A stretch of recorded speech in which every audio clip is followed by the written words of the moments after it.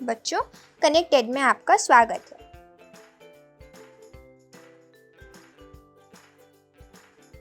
आज हम लेखक रामवृक्ष बेनीपुरी की एक रचना पढ़ेंगे। इस रचना के माध्यम से कवि ये बताना चाहता है कि किसी इंसान की पहचान उसकी वेशभूषा से नहीं होती।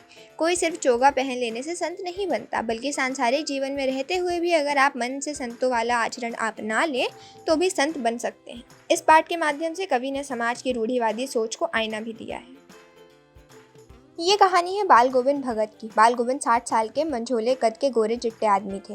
बाल पक चुके थे, लंबी दाढ़ी तो नहीं थी, लेकिन चेहरे पर सफेद बालों से एक चमक सी रहती थी। कपड़े भी बहुत कम पहनते थे, कमर में एक लंगोटी और सिर पर कबीर पंथियों वाली टोपी, बस यही उनके वस्त्र थे। हाँ, सर्दियों में ऊपर से एक कंबल ओढ़ लेते थे।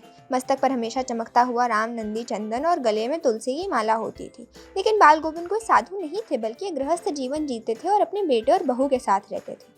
बाल गोविंद गृहस्थ होने के बावजूद भी साधु की सभी परिभाषाओं में खरे उतरने वाले थे। वह कबीर को अपना साहब मानते थे, दिन भर उन्हीं के गीत गाते थे और उन्हीं के आदेशों पर चलते थे।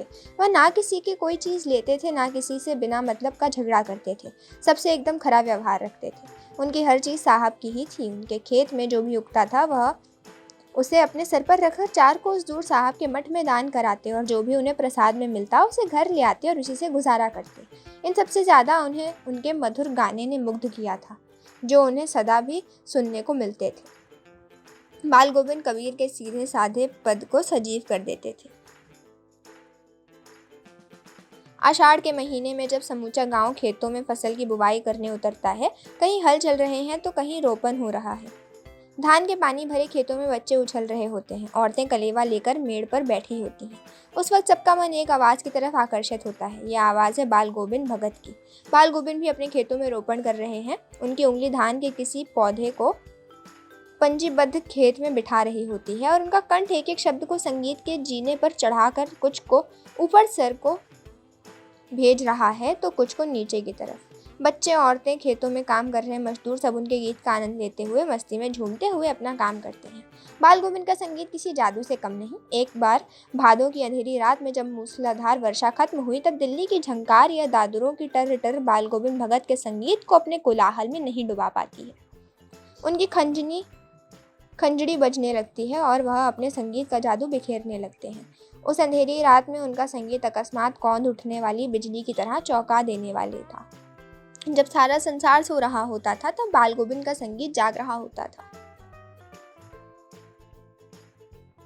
कार्तिक मास आते ही बाल गोविंद की भातियाँ शुरू हो जाती है। इन दिनों सवेरे उठकर गांव से 2 मील दूर नदी स्नान करने जाया करते और लौटते वक्त गांव के बाहर ही पोखर के ऊंचे भिंडे पर अपनी खंजड़ी लेकर बैठ जाते और गीत गाना शुरू कर देते। लेखक हमेशा ही देर से सोकर उठते थे, लेकिन एक दिन माघ की किटकिटाने वाली भोर में वह पोखर तक उनका गाना सुनने गए थे। गर्मियों में बाल गोविंद अपने आंगन में ही बैठ जमाते थे। शाम के वक्त आंगन में चटाई बिछा लेते और आसपास से कुछ लोग इकट्ठे हो जाते। फिर वह भजन गाते और फिर सारे नाचते गाते मनोरंजन लेते। सारा आंगन नृत्य और संगीत से ओतप्रोत हो जाता। बाल गोविंद की संगीत साधना का चरम उत्कर्ष उस दिन दिखा जिस दिन उनका बेटा मरा था। उनका बेटा मानसिक रूप से पूरी तरह स्वस्थ नहीं था, इसलिए वह उससे बेहद प्रेम करते थे। उसकी शादी भी बड़े धूमधाम से कराई थी। जब उनके बेटे की मृत्यु की खबर गांव में फैली, तब लेखक भी कौतूहलवश उनके घर गए। लेखक ने घर जाकर देखा कि बेटे को आंगन में चटाई पर लिटा करके सफ़ेद कपड़े में ढक रखा है और उस पर कुछ फूल भी रखे हैं। सिरहाने एक चिराग जलाकर रखा है और खुद सामने ज़मीन पर बैठकर गीत गाए जा रहे हैं। वही पुराना स्वर, वही पुरानी तल्लीनता।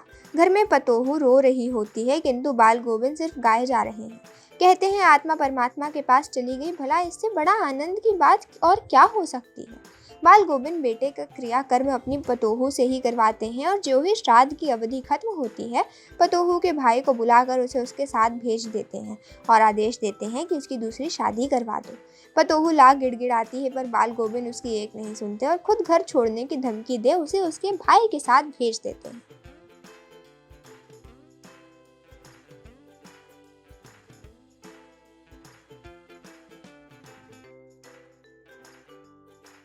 बाल गोविंद हर वर्ष गंगा स्नान करने जाते थे। गंगा उनके घर से करीब 30 कोस दूर थी।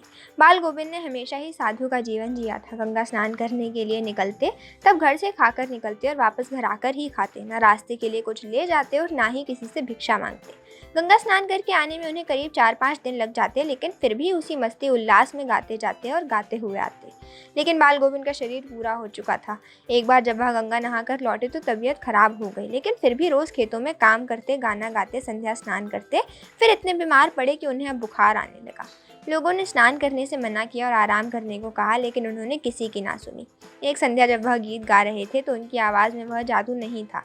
मालूम होता जैसे ताकत टूट गई हो, माला का एक एक दाना बिखर गया हो।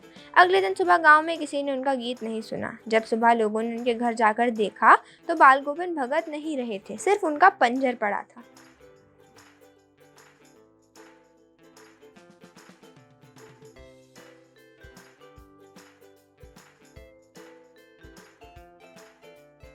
निम्नलिखित प्रश्नों के उत्तर दीजिए।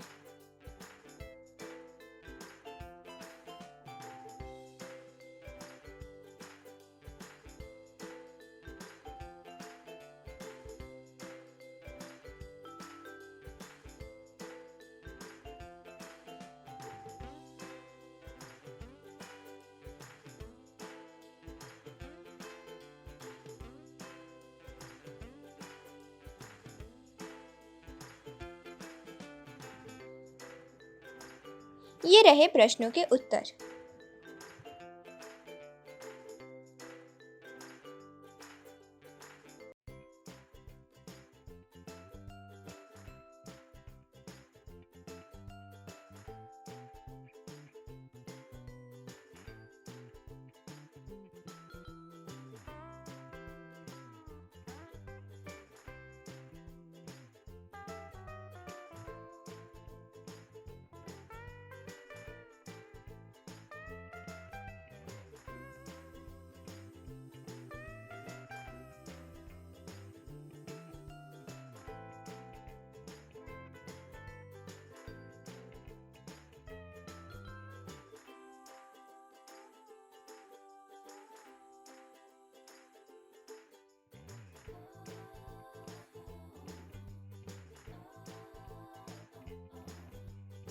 बच्चों, आज का पाठ यहीं खत्म होता है। आशा है कि आप सभी को पसंद आया होगा। कल फिर मिलेंगे एक नए पाठ के साथ। धन्यवाद।